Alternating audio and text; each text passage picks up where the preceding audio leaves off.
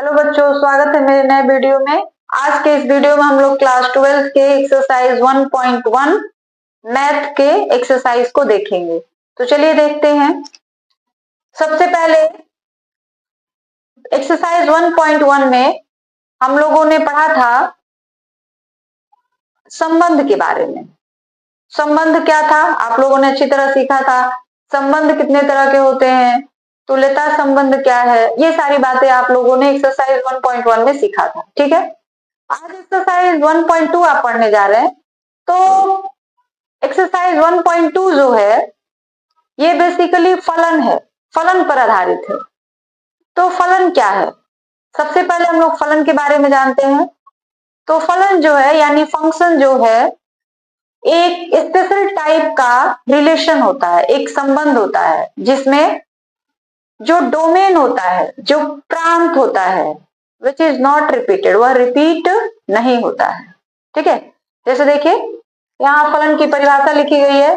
फलन एक विशेष प्रकार का संबंध होता है जिसमें प्रांत की पुनरावृत्ति नहीं होती है। जो प्रांत है वो बार बार दोहराया नहीं जाता है, रिपीट नहीं होता है, तो उसी को हम लोग क्या कहते हैं, फलन कहते हैं। फलन को हम लोग इंग्लिश में फंक्शन बोलते हैं। ठीक है, अब इसको हम लोग एक डायग्राम के थ्रू समझने की कोशिश करें। जैसे मान लीजिए एक हमारे पास इस तरह का रिलेशन दिया हुआ है।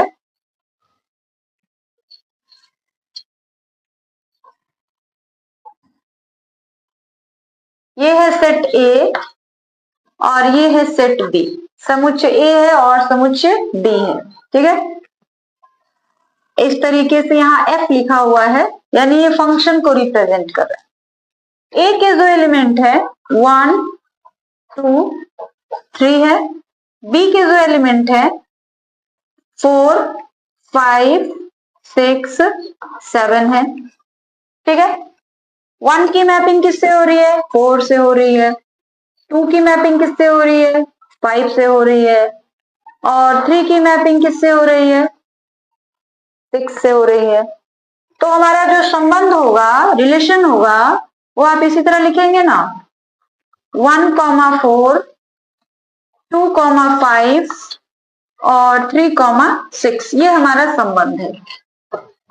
ठीक है, यही संबंध है और यही अभी फंक्शन हो गया, क्योंकि इसमें जो डोमेन है, जो प्रांत है, वो रिपीट नहीं हो रहा है।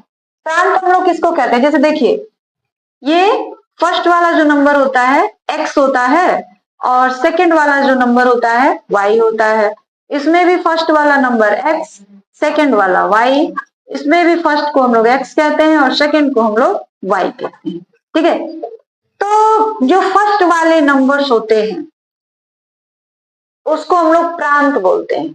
यानी आप यहाँ से डिफाइन कर सकते हैं कि प्रांत क्या क्या है, यानी समुच्चय ए में कौन कौन से एलिमेंट हैं। प्रांत यानी ए। अब इसमें कौन कौन से एलिमेंट हैं, कौन कौन से अवयव हैं, तो आप लिख सकते हैं 1 2 3। प्रांत ए के अवयव हैं। ठीक है, यानी समुच्चय ए के जो जो अवयव होंगे उसको हम लोग क्या कहेंगे, प्रांत कहेंगे।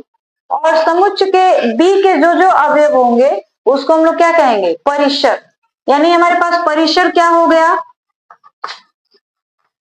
परिसर यानी समुच्चय बी, ये क्या क्या हो गया। तो जो y वाले, जहां जहां y लिखा गया है, y कहां कहां लिखा गया है, तो देखिए 4 5 एंड 6, ये क्या हो गया, परिसर हो गया। यानी समुच्चय बी के जो जो अवयव होंगे उसको हम लोग क्या कहेंगे, परिसर कहेंगे। ठीक है, और एक बात, एक और चीज होती है इसमें, सहप्रांत। सहप्रांत ये क्या होता है, देखिए परिसर और सहप्रांत में क्या चीजें है। परिसर यहाँ पे कौन कौन हो गया, तो जिसकी मैपिंग हो रही है, 1 की मैपिंग किससे हो रही है, 4 से। 2 की मैपिंग किससे हो रही है, 5 से। 3 की मैपिंग किससे हो रही है, 6 से। तो इसको हम लोग परिसर कहेंगे, इसको समुच्चय बी नहीं कहिए। समुच्चय बी जो होता है वो सहप्रांत होता है। समुच्चय बी के जो जो अवयव होंगे उसको हम लोग क्या कहेंगे, सहप्रांत कहेंगे। सहप्रांत में अब कौन कौन से नंबर हो गए, 4 5 6 एंड 7। ठीक है, तो देखिए इसको आप इस तरह डायग्राम से भी समझ सकते हैं। ए में जो जो अवयव होंगे उनको हम लोग प्रांत कहेंगे, बी में जो जो अवयव हैं उनको हम लोग सह प्रांत कहेंगे, ए के जिन जिन अवयवों की मैप यहाँ पे हमको प्रतिबिंब मिलता है उसको हम लोग परिसर कहते हैं। ठीक है, ए के जितने भी अवयव हैं इन सारे को हम लोग कहते हैं पूर्व प्रतिबिंब, पूर्व प्रतिबिंब।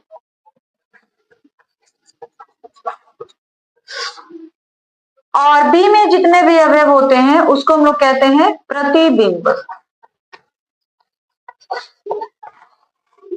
ठीक है, प्रतिबिंब और पूर्व प्रतिबिंब। तो पूर्व प्रतिबिंब कौन कौन है? 1, 2 और 3। एक का प्रतिबिंब कौन हुआ? 4, 2 का प्रतिबिंब कौन हुआ? 5, 3 का प्रतिबिंब कौन हुआ? 6। अब 4 का पूर्व प्रतिबिंब कौन है? 1, 5 का पूर्व प्रतिबिंब कौन है? 2, 6 का पूर्व प्रतिबिंब कौन है? 3। लेकिन जो 7 है उसका कोई पूर्व प्रतिबिंब नहीं है। आई बात समझ में? तो ये सेट ए के जितने भी अवयव हैं पूर्व प्रतिबिंब माने जाएंगे, बी के जितने भी अवयव हैं प्रतिबिंब माने जाएंगे। ठीक है, उसके बाद प्रांत, परिसर और सहप्रांत। अब परिसर और सहप्रांत में क्या चीज आपको देखने को मिल रही है? उसमें एक बात साफ दिख रही है कि जो परिसर होता है वो हमेशा छोटा होता है। किससे? सहप्रांत से, सहप्रांत से। परिसर जो होता है हमेशा सहप्रांत से छोटा होता है। ठीक है, या आप ऐसे कर सकते हैं, परिसर जो है उप समुच्चय होता है किसका? सहप्रांत का, सहप्रांत का। इतनी सी बातें क्लियर है आपको? फलन क्या है इस तरह डायग्राम से समझ आ गया आपको? फलन के कौन कौन से देखिए यहाँ पे प्रांत होता है, परिसर होता है, सहप्रांत होता है। प्रांत क्या है? तो समुच्चय ए के जो जो अवयव होंगे। परिसर क्या है? तो जिसका जिसका हमको प्रतिबिंब मिलेगा। और सहप्रांत क्या है? तो समुच्चय बी में जो जो अवयव है उसको हम लोग सहप्रांत कहेंगे। ठीक है, उसके बाद समुच्चय ए के जो जो अवयव है उसको हम लोग पूर्व प्रतिबिंब कहेंगे, बी के जो जो अवयव है उसको हम लोग प्रतिबिंब कहेंगे।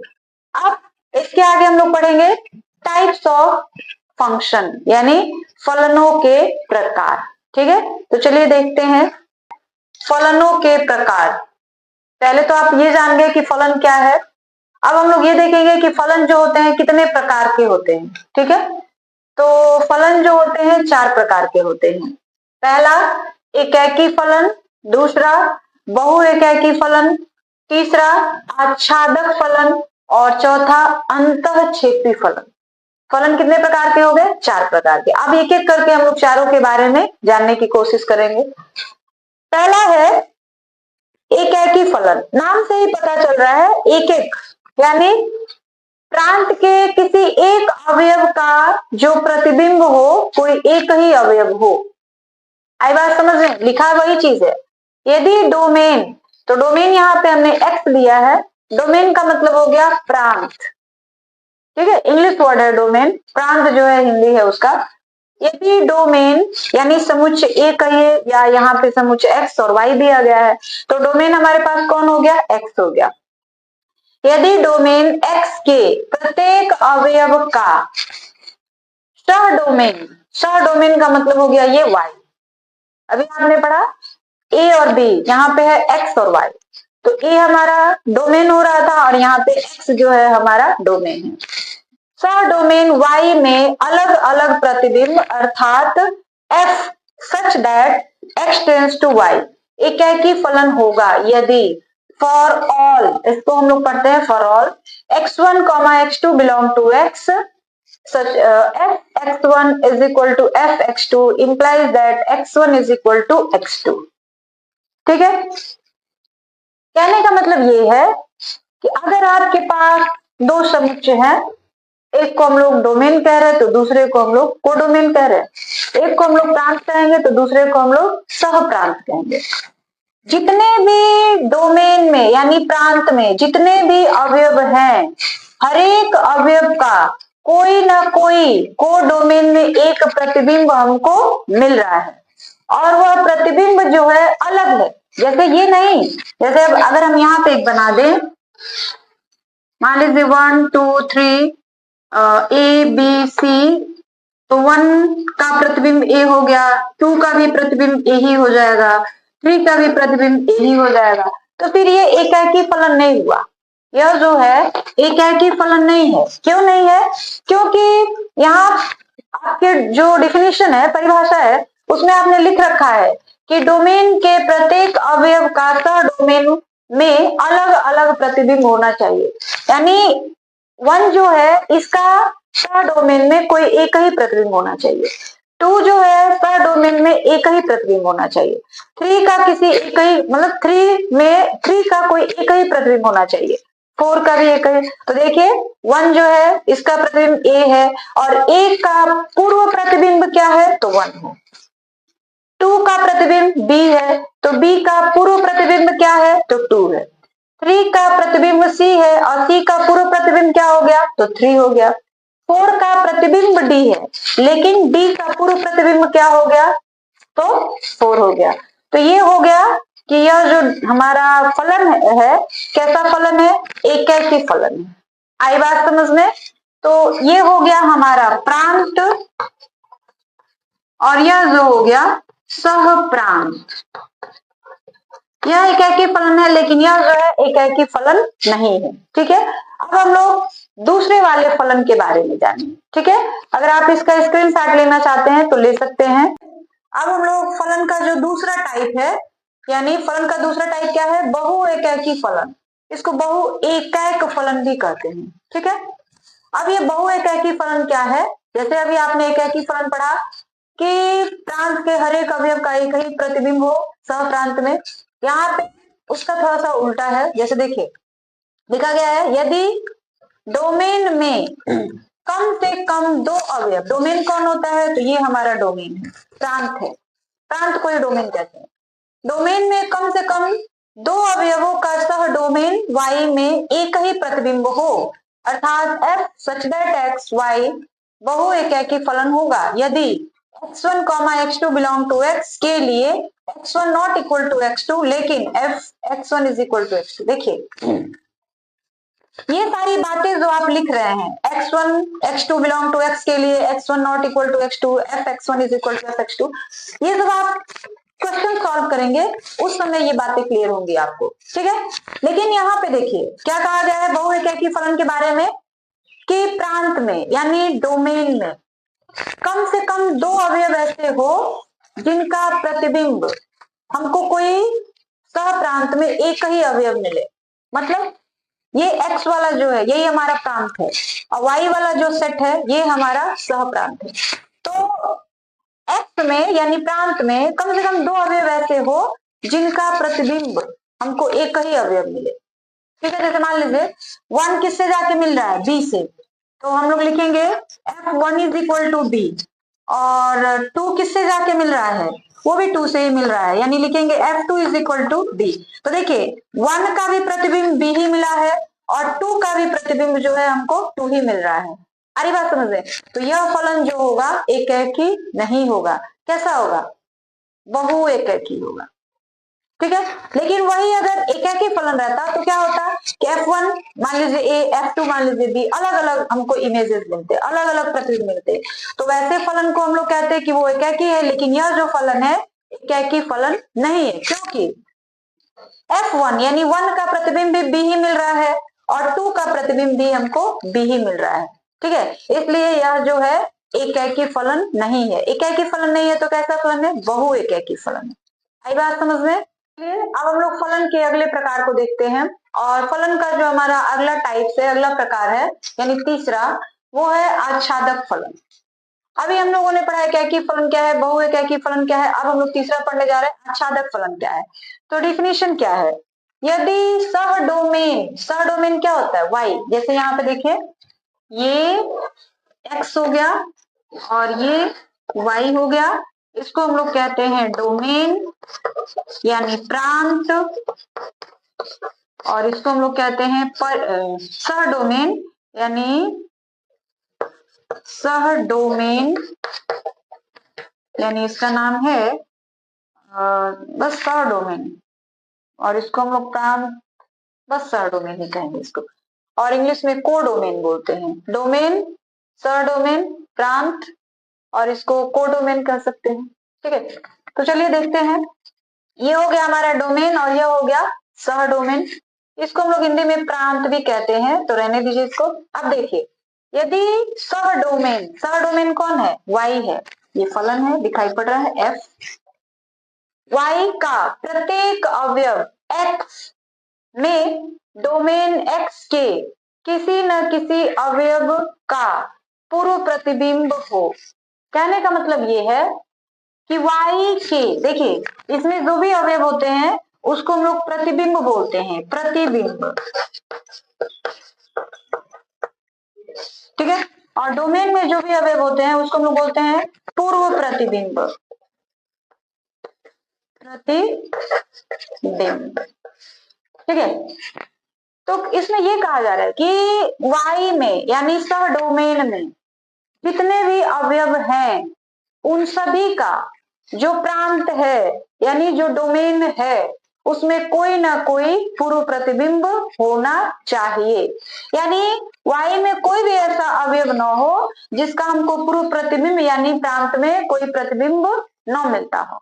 अगर ऐसा हो गया तो फिर वो आच्छादक फलन नहीं होगा, और वो आच्छादक नहीं होगा तो फिर उसको क्या कहेंगे? अंतःक्षेपी। अगला जो है अंतःक्षेपी। ठीक है, तो जैसे देख लीजिए, मान लीजिए एक्स प्रांत में जो अवयव है 1 2 3 और ए बी सी, इसके हर एक अवयव का कोई ना कोई पूर्व प्रतिबिंब हमको मिलना चाहिए, तो फिर वो कैसा हो गया? आच्छादक फलन। जैसे देखिए, ये हमको मिला, ए का पूर्व प्रतिबिंब 1 हो गया, बी का पूर्व प्रतिबिंब 2 हो गया, सी का पूर्व प्रतिबिंब जो है वो 3 हो गया, तो इसको हम लोग कौन सा फलन कहेंगे?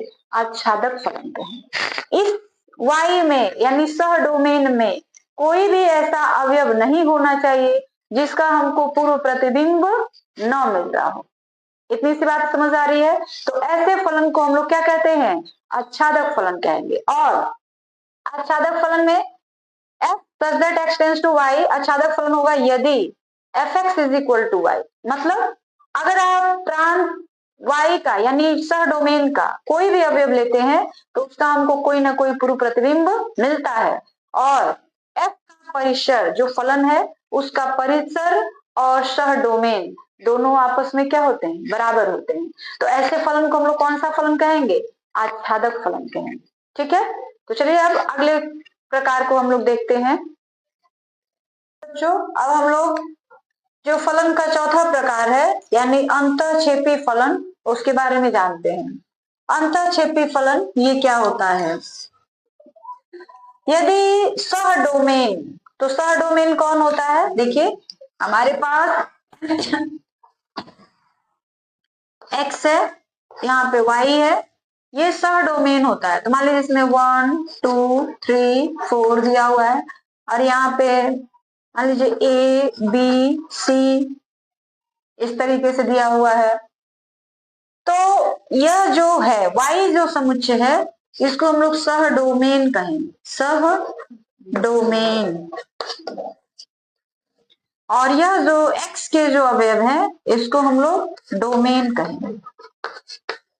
ठीक है, इसी को हम लोग प्रांत बोलते हैं। डोमेन ही हमारा प्रांत हो गया, और यह जो है कोडोमेन हो जाता है। कोडोमेन का मतलब इंग्लिश वर्ड हो गया, और ये तब सह डोमेन ही रहेगा, प्रांत छोड़ दीजिए, डोमेन और सह डोमेन, या इसको आप चाहे तो इंग्लिश में भी कह सकते हैं कोडोमेन एंड डोमेन। ठीक है, तो देखिए यदि सह डोमेन, तो सह डोमेन में हमारे पास क्या क्या है? 1 2 3 4 है। y में कम से कम एक अवयव ऐसा हो जो f में डोमेन x के किसी भी अवयव का पूर्व प्रतिबिंब न हो, अर्थात f such that x tends to y अंतःक्षेपी होगा यदि fx लेस देन नहीं कहेंगे, fx जो है उपसमुच्चय है, इसको हम लोग उपसमुच्चय पढ़ते हैं। ठीक है, अर्थात f का जो परिसर है उपसमुच्चय होगा f के सह डोमेन का। आपको क्लियर सी बात पता है कि यह जो है क्या है, सह डोमेन है, और यह जो है क्या है, डोमेन है। तो आच्छादक फलन अभी आपने पढ़ा, उसमें क्या था कि y के यानी सह डोमेन के हर एक अवयव का कोई ना कोई हमको पूर्व प्रतिबिंब मिलना चाहिए। अगर सह डोमेन के हर एक अवयव का कोई ना कोई पूर्व प्रतिबिंब मिल रहा है तो वह फलन जो है आच्छादक है, और अगर सह डोमेन के हर एक अवयव का कोई पूर्व प्रतिबिंब आपको नहीं मिल रहा है तो वह जो फलन है क्या होगा, अंतःक्षेपी हो जाए। ठीक है, जैसे देखिए प्रांत के अवयव क्या क्या है, ए बी और सी। परिसर ये सॉरी सह डोमेन के अवयव क्या है, 1 2 3 4। तो 1 का जो पूर्व प्रतिबिंब है वो क्या हो गया, मान लीजिए 1 का जो पूर्व प्रतिबिंब है हमारा वो ए हो गया, 2 का जो पूर्व प्रतिबिंब है वो बी हो गया, 3 का जो पूर्व प्रतिबिंब है वो क्या हो गया, सी हो गया। तो देखिए हम लोग क्या कहेंगे, ए का प्रतिबिंब 1 है और 1 का पूर्व प्रतिबिंब ए है।